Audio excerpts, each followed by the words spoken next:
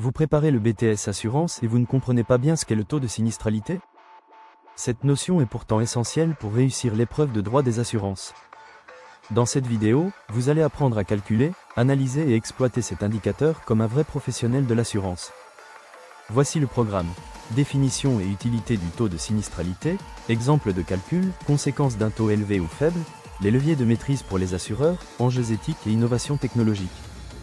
Qu'est-ce que le taux de sinistralité? Le taux de sinistralité mesure le rapport entre les sinistres indemnisés et les primes collectées. C'est un indicateur clé pour connaître la rentabilité d'un contrat. Un taux à 100 PER 100 signifie que l'assureur rembourse autant qu'il encaisse. En dessous, il est bénéficiaire. Au-dessus, il est en déficit. Comment le calculer? La formule est simple. Taux de sinistralité égale sinistres indemnisés, primes collectées, multiplié par 100. Prenons un exemple, une compagnie encaisse 200 000 € de primes et indemnise 120 000 € de sinistres. Le taux est donc 120 200 000 yens, multiplié par 100 égale 60 PER 100. Ce chiffre montre une gestion maîtrisée du risque. Pourquoi c'est important? Pour l'assureur, ce taux permet d'évaluer la viabilité financière des contrats, d'ajuster les primes, d'identifier les zones à risque. Pour l'assuré, un taux élevé peut conduire à une augmentation des primes, des réductions de garantie, une moindre attractivité du contrat. Conséquence d'un taux trop élevé: quand le taux dépasse 100 PER 100, cela signifie que l'assureur perd de l'argent. Il peut alors augmenter les cotisations, supprimer certaines garanties, ou refuser d'assurer certains profils. Cela peut impacter la relation de confiance entre l'assureur et l'assuré.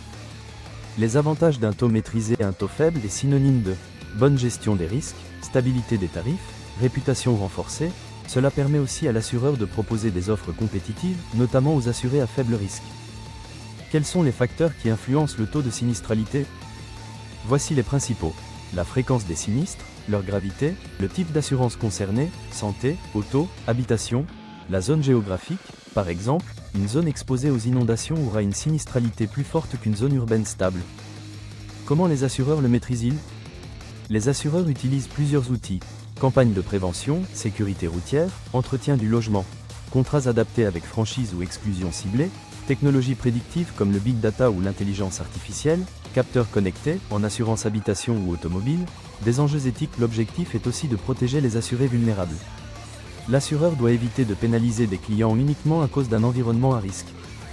Il doit aussi communiquer de manière transparente sur les raisons des hausses de tarifs ou des exclusions.